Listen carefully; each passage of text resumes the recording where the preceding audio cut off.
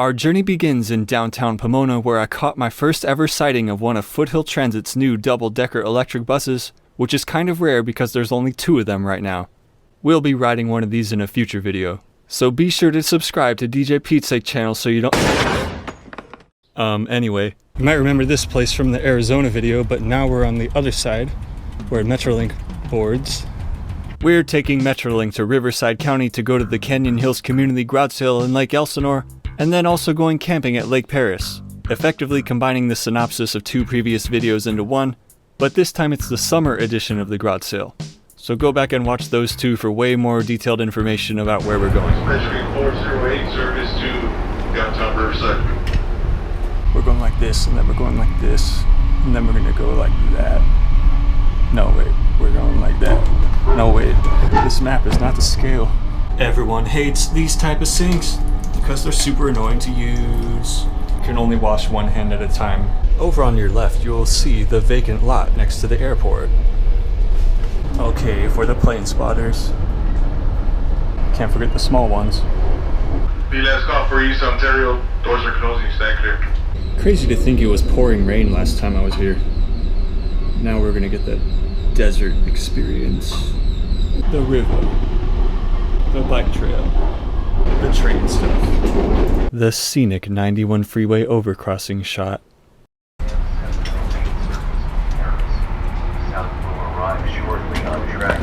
Oh no, they said it's arriving shortly. Hit the switch and let me ride.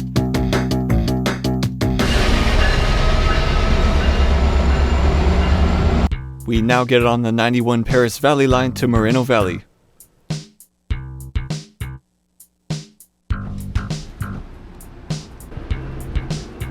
Here we can see the progression of the new platform's construction. And of course, too much machismo to use the ramp.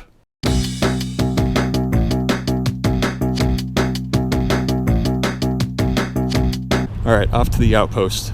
I mean Moses' house. Alright, it's the next day, we in the outpost, we're about to roll out.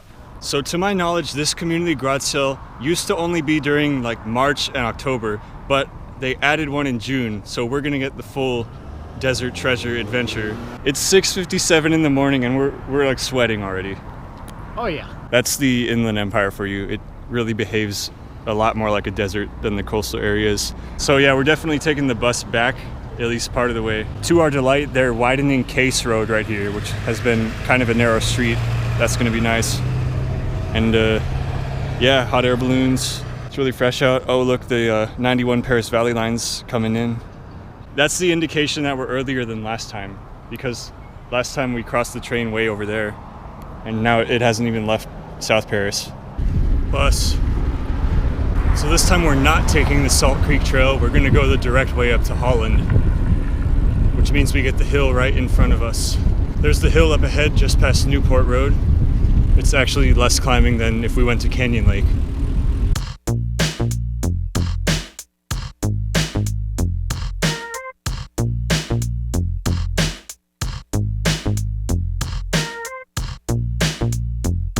Well, the traffic on this street doesn't look so terrible like last time. It's implied that they reopened Railroad Canyon. Oh yeah, last time this was full. It was packed. We'll see how it holds up throughout the day. Yes, we're here in Lake Elsinore. We're gonna turn left. There's the sign for the community garage sale. That's happening now. So we're gonna cruise through this neighborhood, then we're gonna cut over to the north side of Canyon Hills Road, because last time we ignored the entire north half of the street.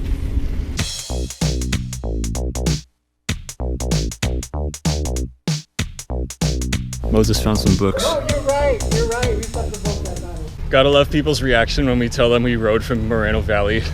I'm like, it's only 20 miles. Not that far, yeah. Yeah, we're past the peak spring bloom season, so all the hills have turned back to being brown again. I don't think we're seeing as many garage sales, but it's understandable.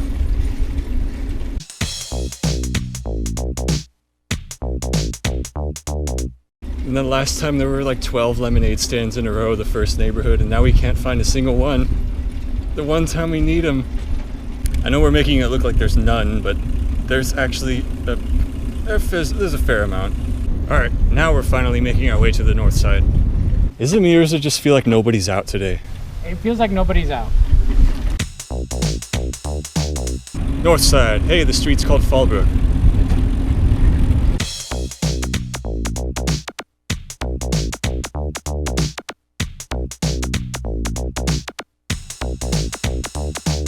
The G sale paid off. More on that in a minute. The park. We're like so disenfranchised from being dehydrated. I thought these were only for sale in the winter and they were like $5, but apparently I got a box for $2. $6? $2. Maybe I should go back and get more, like black market Girl Scout cookies. They said they're good until September 1st. I think these are the only ones that are vegan, so I'm happy. Stopped for a lunch break at the park. I got my apple. I got my switchblade spoon, which was also a garage sale find. And then I got some hominy that I dumped a bunch of chili on. And of course, the bootleg Girl Scout cookies. Not the bootleg cookies. So I wanted to make a social commentary that I forgot to make last time. Hey, I thought this wasn't a social commentary. I used to say the most common item at garage sales was tire chains. It's like one of those items people buy and they use once or twice and just never do it again. Because we live near mountains and there's snow and people are like, let's go drive to the snow. And then when they do it, they're like, forget that. So you'd see a lot of tire chains at garage sales. But this neighborhood in particular, I think I have to switch that to the most common item being those signs that you hang in your house that say stuff on them like live, laugh, love, and like just quirky signs like that. Inspirational. Yeah, like I guess that was the fad. And another thing I noticed is this ridiculous trend of personal body care products that look like food products. You have some salt, but it's bath salt for like putting in your bath. And then there was one a few years ago I bought, it was lotion, but it said yogurt. And I'm like, what is it? Is it food or is it? Stop making stuff that isn't food look like food, because you're making me hungry when you're out garage sailing in like the 96-degree weather. Still haven't found any lemonade stands. Yo, that's crazy. Now you always come across those. We're about halfway through the north side. We might make it back to the south side. There's not as many garage sales as last time, so it's going a lot faster. All right, let's find some lemonade. I mean garage sales.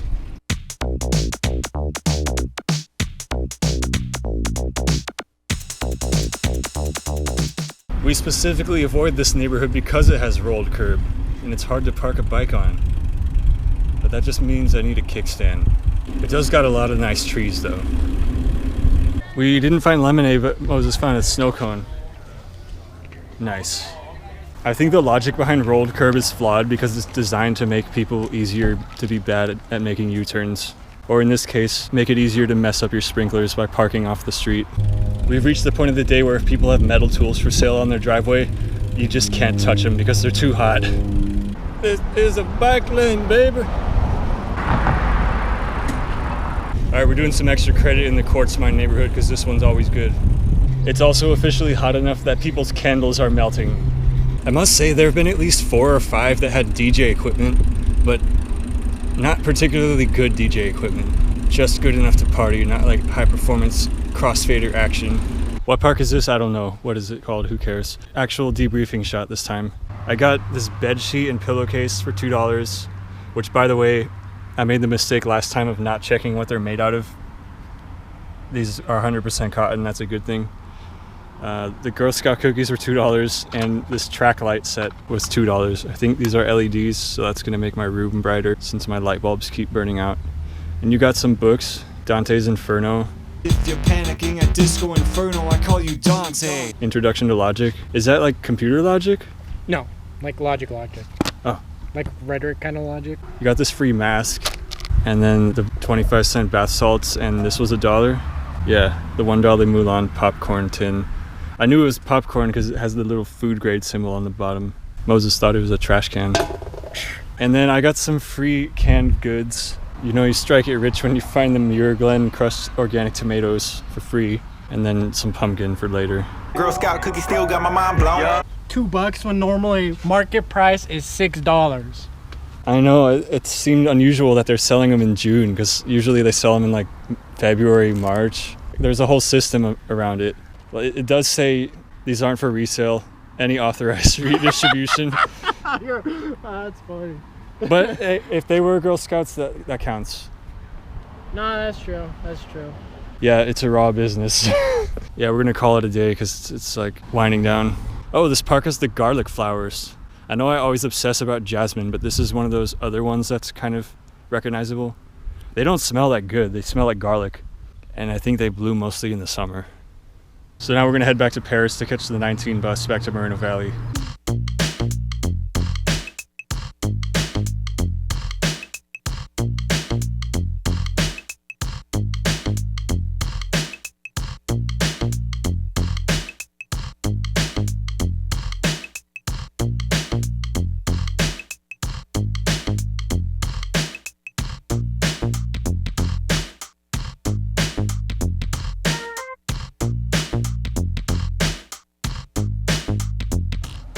Ride finds.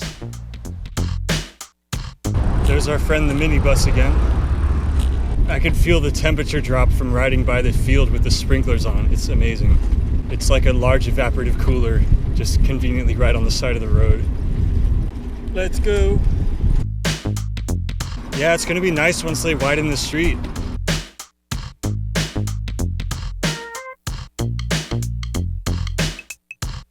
Gutter's wide enough you can pass it off as a bike lane. Such beautiful gilligs.